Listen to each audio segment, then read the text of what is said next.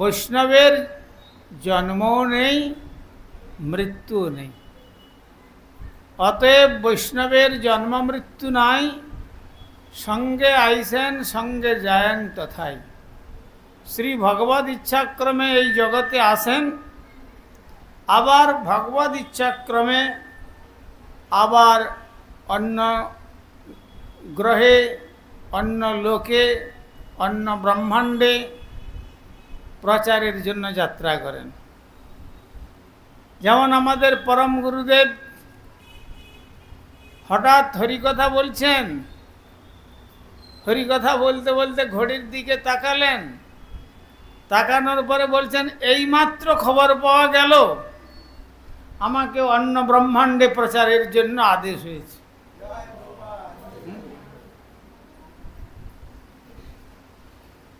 শুনে ভক্তগণ খুব বিচলিত হয়ে পড়ছেন, বিহ্বল হয়ে তাদের চোখের জল, যে এ কি প্রভুপাদ কি বলছেন? প্রভুপাদ বললেন, আমার কোনো স্বতন্ত্রতা নাই, এইমাত্র খবর পাওয়া গেল।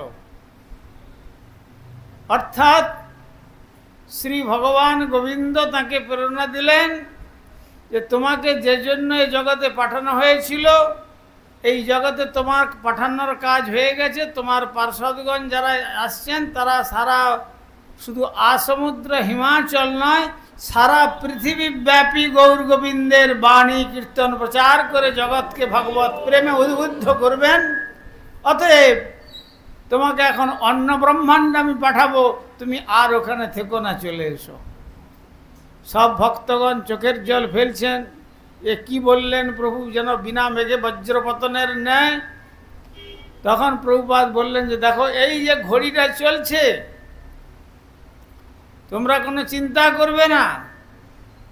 আমাকে অন্য ব্রহ্মাণ্ড যেতে হলেও আমি এইখানে তোমাদের প্রচারের জন্য আমি উৎসাহিত করব, আর আমি এখান থেকে যখন চলে যাব এই শরীরে, তখন আমার এই ঘড়িটা বন্ধ হয়ে যাবে। ঠিক তাই হয়েছিল।